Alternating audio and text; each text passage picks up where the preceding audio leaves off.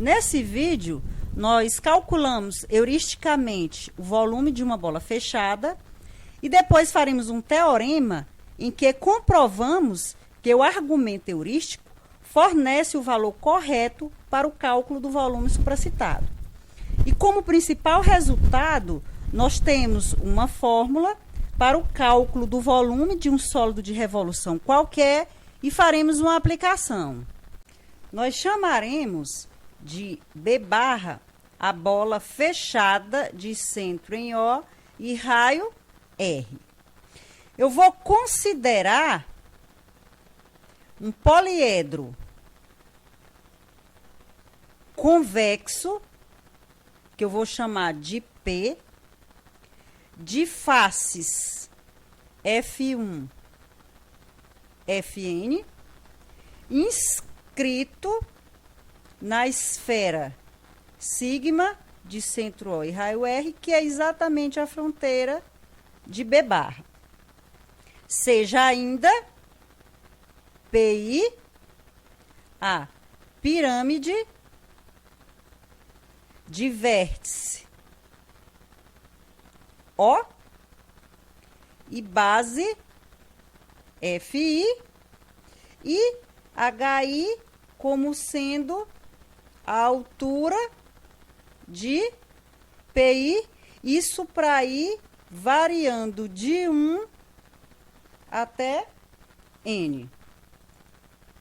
Assim, nós temos que o volume de P é o volume de P1 mais reticências mais o volume de Pn. Ora, mas isso aqui é exatamente 1/3 da área de F1, H1, mais reticências mais 1/3 da área de Fn vezes Hn. Agora, eu vou definir o diâmetro ΔI de Fi como sendo a maior distância entre dois pontos quaisquer de Fi. E vou chamar de delta o mínimo desses diâmetros. Ok? Assim, para delta suficientemente pequeno, nós esperamos que HI seja aproximadamente o R, o volume do P seja aproximadamente o volume de B barra e a área de sigma seja aproximadamente a área de F1 mais reticências mais a área de Fn. Ora, portanto, o volume de B barra, que é aproximadamente o volume de P, que é exatamente 1/3 da área de F1, H1 mais reticências mais 1/3 da área de Fn, Hn, que é aproximadamente 1/3 da área de F1, R, mais reticências mais 1/3 da área de Fn vezes R. Ora, que eu ainda posso escrever como sendo 1/3 de R vezes a área de F1 mais reticências mais a área de Fn. Ora, mas isso é aproximadamente 1/3 de R vezes a área de sigma. Ora, isso aqui é, então, R sobre 3 vezes 4π R2. Ora, mas isso nos dá 4/3 de π R3. Assim, nós obtemos o seguinte teorema. O volume de uma bola fechada de raio R é igual a 4/3 de π R3. Então, vejamos a demonstração. Eu vou considerar essa figura para nos auxiliar. Então, eu vou olhar aqui para a figura do lado esquerdo e vou considerar C como sendo esse cilindro sólido de altura 2R e tendo por base dois círculos de raio R. E vou inscrever em C esses dois cones de altura R e tendo por base a base do cilindro. Ora, nessas condições, o vértice dos cones coincide com o centro do quadrado. Ok? Bom, eu vou chamar de S o sólido formado pela porção do cilindro exterior à união dos cones. É o que a gente chama de anticlepsidra. Bom, de posse aqui dessa figura, eu vou chamar de alfa o plano de uma das bases do cilindro. Então, no caso aqui, é esse plano de baixo. E vou tomar aqui B barra, uma bola fechada de centro em O e raio R, tangente a alfa e situado em relação a alfa no mesmo semiespaço que o cilindro C. Agora, ó, vou pegar um plano aqui, ó, alfa linha, de modo que alfa linha é paralelo a alfa e contido no mesmo semiespaço em relação a alfa que S e B barra. E de modo que esteja situada a uma distância D, ó, aqui, ó, do meu ponto O. E esse D tem que ser menor do que R. Como o meu cilindro C tem altura igual ao diâmetro de B barra, segue-se que alfa linha interseção S é diferente do vazio se e somente se alfa linha interseção B barra é diferente de vazio. Ora, sendo esse o caso, de volta aqui à figura, observe que o alfa linha, que é esse plano aqui de cima, ele secciona o S segundo essa coroa circular de raios U, W, que é o D, aqui, e o Z, que é exatamente o R, ok? Então, vamos prosseguir. Alfa linha secciona S, segundo uma coroa circular de raios, comprimento de UW, que é exatamente o D, e comprimento de UZ, que é exatamente o R. Enquanto secciona B barra em um disco de centro, que eu chamei de A, e raio R minúsculo, que é exatamente o comprimento de AB, que é a raiz de R2 menos D2. Dessa maneira, nós temos que a área de S interseção alfa linha é igual à área de alfa linha interseção B barra. Ora, isso implica, pelo princípio de Cavalieri, que o volume de S é igual ao volume de B barra. E o volume de S é exatamente a diferença entre os volumes do cilindro sólido C e da união dos dois cones de vértice V. Ora, portanto, quem vai ser o volume de B barra? Vai ser o volume de C menos 2 vezes o volume do cone.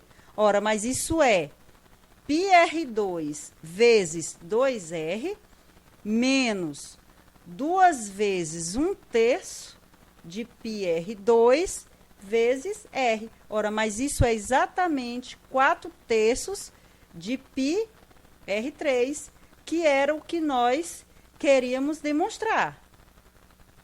Vamos agora deduzir uma fórmula útil para o cálculo do volume de um sólido de revolução qualquer. Então, seja f uma função definida no intervalo aberto AB na reta, positiva, derivável com derivada contínua. Se CD é um intervalo compacto, contido aqui no intervalo aberto AB, e S denota o sólido de revolução gerado pela rotação do gráfico de F em torno do eixo das abscissas, então, volume de S é π vezes a integral de C até D, de f de x ao quadrado, dx. Então, para o V aqui pertencentes a esse intervalo compacto, CD e R positivo, nós vamos denotar por C de UVR como sendo o cilindro sólido de raio R, tendo por bases os discos de centro U0 e V0 e perpendiculares ao eixo das abscissas.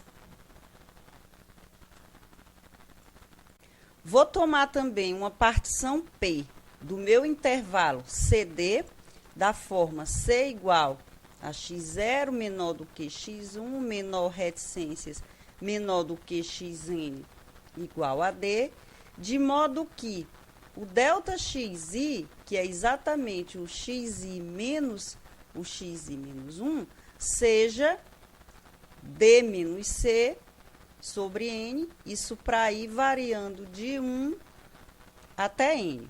Vou chamar de M em si minúsculo o mínimo de f de x, tal que x pertence ao intervalo xi menos 1, xi.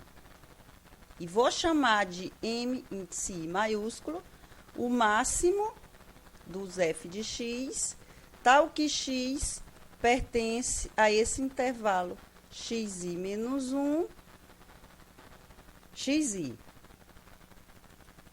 Vamos agora utilizar essa figura para nos auxiliar no restante da demonstração. Bom, está aqui o meu sólido de revolução, S. Está aqui o meu intervalo compacto CD, o qual eu tomei uma partição C igual a x0. Aqui eu peguei como sendo xi menos 1, aqui o xi e D igual a xn. Esse ponto sendo xi menos 1, esse de cima é o xi menos 1, f de xi menos 1. Esse sendo xi, esse aqui vai ser o xi, f de xi. Portanto, olha, se eu considerar o cilindro sólido, aqui esse que eu coloquei aqui dentro, ele vai ser exatamente o C, xi menos 1, xi com raio M índice I minúsculo. E esse de fora vai ser o cilindro xi menos 1, xi de raio M índice I maiúsculo. Ora, se eu considerar esses cilindros aqui para cada subintervalo da minha partição P, então nós vamos ter aqui a união dos cilindros xi menos 1, xi, M índice I minúsculo, isso com I variando de 1 até N, isso vai estar contido em S, que vai estar contido na união dos cilindros xi menos 1, xi, M índice I maiúsculo, isso com I variando de 1 até N. Assim, utilizando a última desigualdade mais os postulados 2 e 3 de medição de volumes, nós obtemos que o somatório de I variando de 1 até N do volume do cilindro xi menos 1, xi M índice I minúsculo, vai ser menor ou igual que o volume de S, que vai ser menor ou igual que o somatório de I variando de 1 até N, do volume do cilindro xi menos 1, xi, m, índice I, maiúsculo. Ou ainda, nós vamos ter que o somatório de I variando de 1 até N, de π vezes m índice I ao quadrado, vezes o delta de xi, vai ser menor ou igual que o volume de S, que vai ser menor ou igual que o somatório de I variando de 1 até N, de π vezes m índice I maiúsculo ao quadrado, vezes o delta de xi. Agora, observe que essa soma aqui é exatamente a soma inferior de π vezes f ao quadrado, com relação à minha partição P, e essa soma aqui é exatamente a soma superior de π vezes f ao quadrado, com relação à minha partição P. E aqui nós estamos tomando a π vezes f ao quadrado restrito ao intervalo compacto CD. Assim, fazendo N e para mais infinito, nessa desigualdade, nós vamos obter que π vezes a integral de C até D de f de x ao quadrado dx vai ser menor ou igual que o volume de S, que vai ser menor ou igual que π vezes a integral de C até D de f de x ao quadrado dx. Ora, portanto, o volume de S é exatamente π vezes a integral de f de x ao quadrado dx, que era o que nós queríamos demonstrar. Vamos agora utilizar a fórmula que nós acabamos de obter para calcular o volume de uma bola fechada de outra maneira. Então, seja f uma função definida no intervalo aberto menos RR na reta, dada por f de x igual a raiz de R2 menos x2. Então, inicialmente, observe que o sólido de revolução gerado pela rotação do gráfico de F em torno do eixo das abscissas é uma bola fechada B barra de raio R menos os dois pontos antípodas, que é o que a gente chama de N e S. Agora eu vou tomar um epsilon positivo, tal que epsilon seja menor do que R, e vou chamar de B barra menos R mais epsilon, R menos epsilon, como sendo a interseção da minha bola B barra com a região delimitada pelos planos perpendiculares ao eixo das abscissas nos pontos menos R mais epsilon 0 e R menos epsilon 0. Agora, observe que com essa notação, o meu B barra menos os dois pontos antípodas, N e S, é exatamente a união dos B barra menos R mais epsilon, R menos epsilon, isso com epsilon maior do que 0 e menor do que R. E como B barra menos R mais epsilon, R menos epsilon, sempre vai estar contido em B barra menos R mais epsilon', R menos epsilon'. Isso para todo epsilon' maior do que epsilon e ambos positivos, então nós vamos obter o seguinte, que o volume de B barra vai ser o limite, quando o epsilon tende a 0, pela direita, do volume de B barra e menos epsilon mais epsilon, R menos epsilon. Só que agora eu vou usar o teorema anterior. Então, isso aqui vai ser o limite, quando o epsilon tende a 0, pela direita, de π vezes a integral indo de menos R mais epsilon até R menos epsilon, de R2 menos x2 dx. Agora, eu vou usar o teorema fundamental do cálculo. Isso aqui vai ser o limite, quando o epsilon tende a 0, pela direita, de π vezes R2x menos x3 sobre 3, isso com x variando de menos R mais epsilon a R menos epsilon. Mas isso dá exatamente 4/3 de π R3. E aí termina a demonstração do nosso exemplo. Termino aqui mais uma videoaula. Até a próxima.